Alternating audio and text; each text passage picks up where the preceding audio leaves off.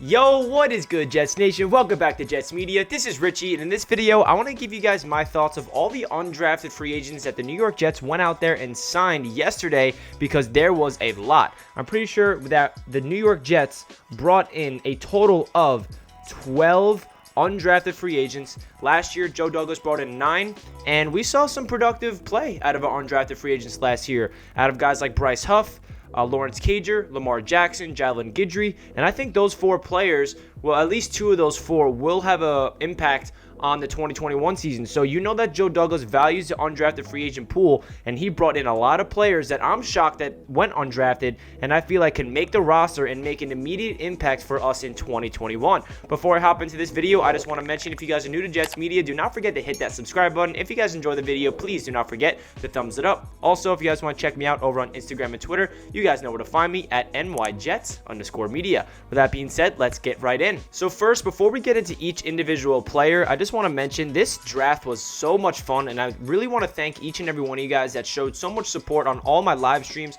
throughout the draft, the support on all my reaction videos, and on Twitter, because I was very busy, and I know you guys were as well, just sitting behind the TV dissecting all the moves that the New York Jets were making. And I'm so thankful to have this community built here on Jets Media to interact with all Jets fans, and it's really awesome to have this open-ended community, you guys commenting down below your thoughts, and just, you know, I love interacting with you guys. So again, I just want to give you guys my appreciation, because I really do appreciate each and every one of you guys. Please comment down below your thoughts of the Jets undrafted free agents, and with that being said, let's get right into them. So the first player I want to talk about is Kenny Yeboah, tight end out of Ole Miss. This is a player that everybody was shocked that went undrafted. Actually, there was like 8 or 9 teams that were in on Kenny Yeboah right after the 7th round. They were trying to bring him in undrafted free agency, and luckily the Jets were the ones that snagged him.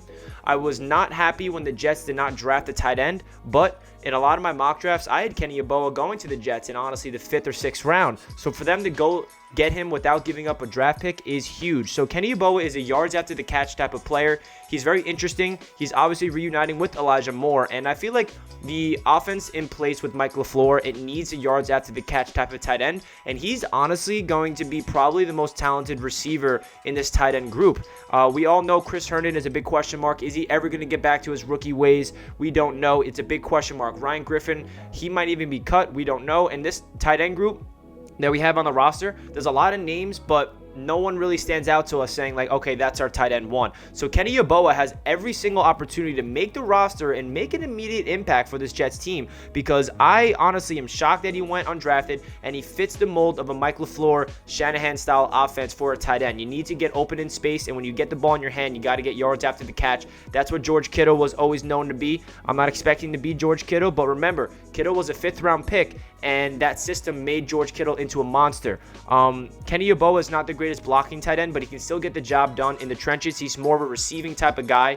And like I said, he's reuniting with Elijah Moore. I feel like this is a very good signing for the New York Jets, and I'm excited for him. So the next player I want to talk about is Hamilcar Rashed Jr., edge rusher out of Oregon State. This is a very interesting player because he was a first-round talent if he entered the draft last year, but he stayed at Oregon State for another season, and then he went undrafted because he had a very disappointing 2020 season. If you look at his tape in 2019, he had 14.5 sacks as an edge rusher for Oregon State, and that is ridiculous. He was looked at as one of the upcoming edge rushers in the entire NCAA, and then he had a disappointing 2020 season, whether he wasn't motivated or there wasn't the coaching there. But when I broke the news on Twitter that the Jets signed him, I got so much love from everybody in Oregon State, their fans, their coaches. They're saying, wow, the Jets just got to steal. You guys don't understand how great of a player this guy is. I don't understand how you went undrafted. The Jets got a gem in Hamilcar Rashed Jr. because if he can get coached, I feel like we can get the most potential out of him. And remember, we signed Bryce Huff last year, edge rusher, and everybody expected him to go drafted, and he looked really good for an undrafted rookie last season for the New York Jets. So maybe this is our new Bryce Huff. We know that we have a brand new coaching staff in place, and what the coaching staff needs to do is get these undrafted free agents in the building and develop them. Understand where they are mentally, physically, get them in the system. This is a guy that honestly did play in a 3-4 scheme, and he fits best for that, but I feel like this coaching staff can, make these players adjust, and I feel like he could have a potential to provide depth and make the roster at the edge position because, again, we did not draft anybody anybody at that edge position in the entire draft. So this is somebody that has a chance to make the roster. We do have a very deep defensive line, as we know, as it is, at the defensive tackle, defensive end, edge rusher position. So he's going to have every opportunity. I love that the Jets are bringing in competition all throughout this roster. The next player I want to talk about is Isaiah Dunn, cornerback out of Oregon State. This is another player out of Oregon State, obviously, and the Jets gave him the largest contract ever for an undrafted free agent that is a cornerback. So obviously the Jets are very high on Isaiah Dunn. They see some potential. They wanted to make sure that they give him a lot of money so they know that they believe in him. And you never know. 2 corners we signed last year were Javelin Guidry, Lamar Jackson. They both made the roster. They both got snaps in the NFL with the New York Jets.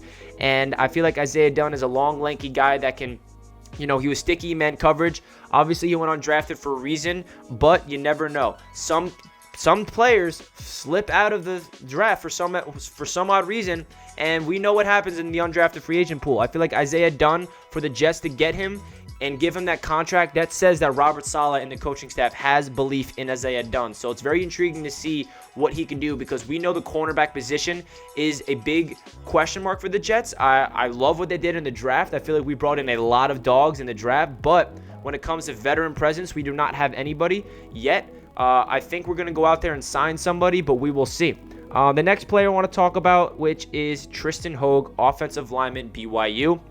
This is obviously Zach Wilson's teammate. BYU had one of the best offensive lines in all of college football. I know they didn't go up against the best competition, but still, we all say Zach Wilson never got any pressure. And what did the Jets do? They go out there and sign one of his offensive linemen. So obviously they have a chemistry, and Zach Wilson says that he created a brotherhood with BYU, with his teammates, and he wants to get a familiar face. And this guy is somebody that was very good at pass protection, and I feel like we brought in a lot of offensive linemen. This is one of 4 offensive linemen we brought in an undrafted free agency. Another guy is Teton Salty's offensive lineman from New Mexico, Grant Hermanns, offensive lineman from Purdue, and Parker Ferguson, offensive lineman out of Air Force. So these are 4 offensive linemen we brought in undrafted free agency, and we did not draft an offensive lineman in the entire draft outside of Elijah Vera Tucker. So the Jets understood that we need to bring guys in for competition. Obviously, not all 4 of these guys, and maybe not even one of them are going to make the roster. I predict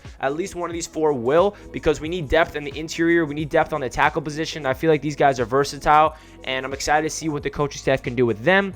Another player I want to talk about is we got a kicker. Everybody wanted Jose Borealis in undrafted free agency, including myself, but he went to the Tampa Bay Buccaneers, unfortunately.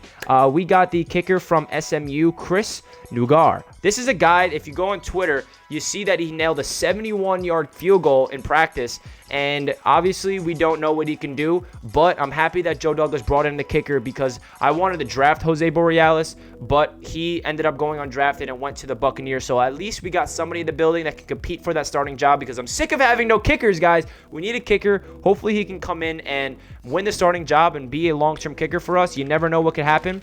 And then the final 4 players I want to talk about, Michael Dwumfour, which is a defensive lineman from Rutgers. He is a guy that is a local. I'm pretty sure he went to Michigan as well. And that's another player that some people are surprised that he went undrafted. He's an interior defensive lineman that can, get pressure on the quarterback, and he's very good in run stoppage as well, based on the tape that I watched. Another player is Milo Eifler, linebacker from Illinois. And hey, I'm going to make a whole video about what the Jets did in the draft, bringing in linebacker safety hybrids, because it's crazy what we did.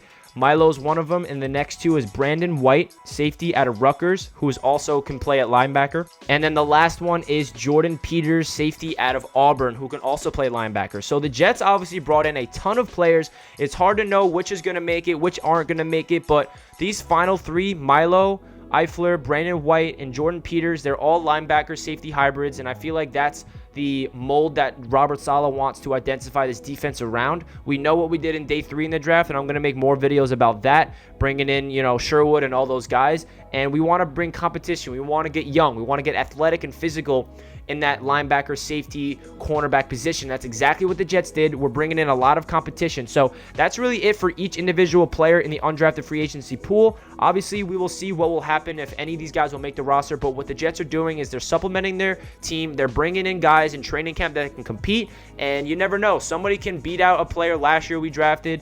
There's a lot of talent that slipped into the undrafted free agency pool. The players that I'm most excited for out of all of these is definitely Kenny Yeboah, tight end from Ole Miss. I think he has every single opportunity to make the squad and make an immediate impact as a rookie. Hamilcar Rashed Jr., if he can get tapped into his 2019 ways with 14.5 sacks, we potentially have a steal. Isaiah Dunn, the cornerback out of Oregon State, I think he has an opportunity to make the team as well. And the kicker, and yeah, I think those are the 4 guys that I would look out for the most out of all these guys, and maybe one of the 4 offensive linemen we brought in. So yeah, that's really it for my breakdown of the undrafted free agents that we brought in for the New York Jets. Let me know down below your thoughts. I know that it was a lot to break down, and a lot of these guys are unfamiliar to some, but I did as much homework as I could. I watched their tape, and I understood what they bring to the table and what the Jets see in them. And yeah, I'm excited. Leave a comment down below your thoughts of the undrafted free agency pool, like I said. And stay tuned for more content. I'm going live tomorrow with Matt O'Leary, Green Bean, Jets Talk from Ryan, and, Jack and Ali as well. So stay tuned. I got a lot of things in store for Jets Media. And yeah, I appreciate all the support. Comment down below a Jet emoji if you guys stayed until the end, and like the video if you guys enjoyed. I'll catch you guys in my next video. Let's go Jets. Peace.